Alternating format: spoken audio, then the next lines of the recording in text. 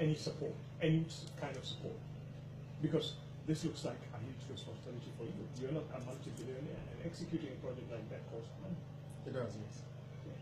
But we have IPOB families scattered all over this very planet Earth. In over 100 countries, it is their duty and responsibility to fund this very struggle, and that is what they have been doing.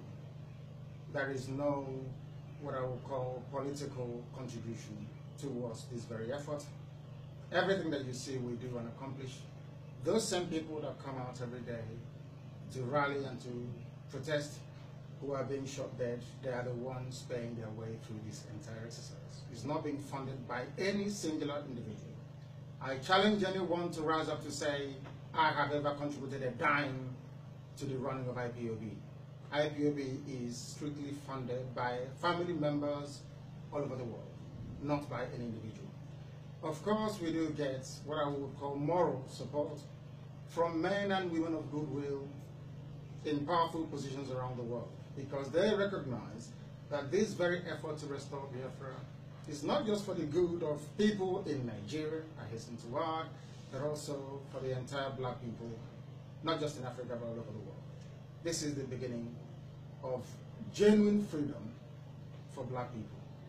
No, sir, there are different groups fighting for the actualization of Biafra. We have MASOB, we have other organizations, and looks like IPOB is in the eye of the storm right now.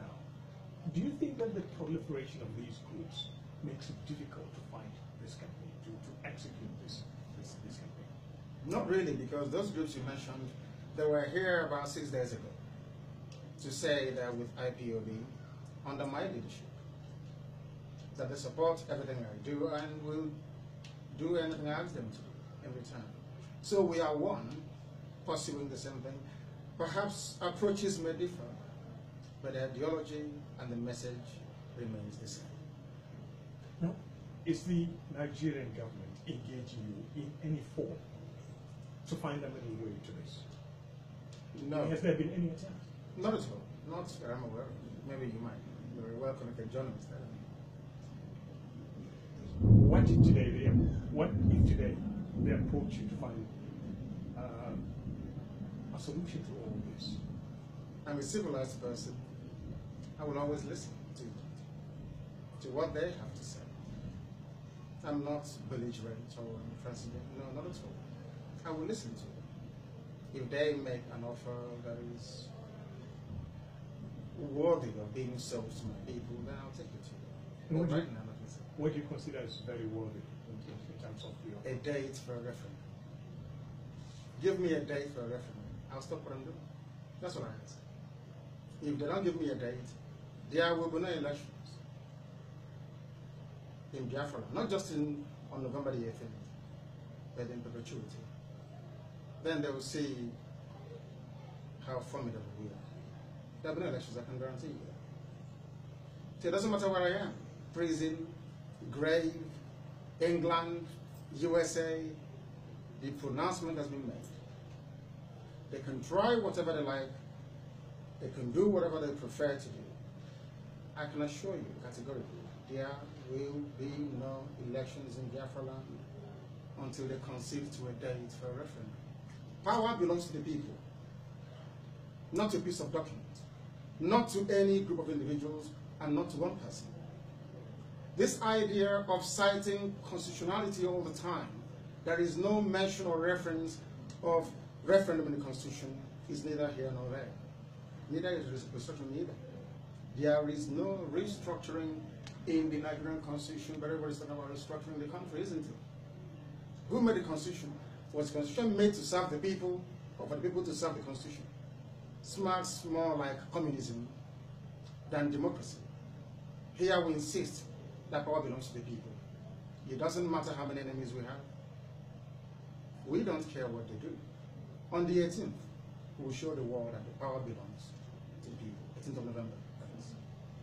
Now, sir, looking at the whole struggle itself, are you worried by those who see you as probably trying to take over the whole of Southeast Nigeria? Are you worried about the image they have of you, that You just came on board maybe a few years back, and Masop and all these have been there all along, and then you coming and taking the shine off them. Are you worried about that? No, I'm not worried at all. Because our message is superior. Our approach unquestionable. We are prepared to die for what we believe in. And the world understands it. It doesn't matter. We will sacrifice anything sacrificable to make sure that Biafra comes. Our enemies must know this. We're not going back. That is the difference. For the very first time, our people can now identify with a group of people who are determined to change their lives for the better. Because of IPOB, they have now agreed to restructure. Because of IPOB. Because of the death and the blood of our people on the streets who were protesting quite legitimately by questioning my unlawful incarceration. They must know this. We have come for the better. I am not agitating for the sake of it. Neither am I seeking to usurp powers from anybody or a group of persons that think that power belongs to them. I am here to do the will of the Most High, to ensure that Biafra is restored. Nothing more, nothing less. I have no interest in power. I do not wish to exercise any power beyond that which I'm doing at the moment, which is to ensure that I will do everything within my powers to bring about the restoration of Biafra. That's what I'm doing. Now, so have you ever thought of living in this country after you were there? This is where I was born. This is where I was raised. This is where I will die. This is where I will die. Now, finally, let me go back to the first question. Who is Nnamdi Kanu? How was your life at this time and up to this end? I'm a very simple, unassuming, humble person. But if you come against Biafra, I will go after you. That is the only thing about me. Can say whatever you like, can do whatever you like. This very docile person will turn into a raging inferno if you come against Biafra. That sums up who I am. But you never told anybody how old you are. It's for my memory. Probably you can ask mother. I'm not sure the answer is.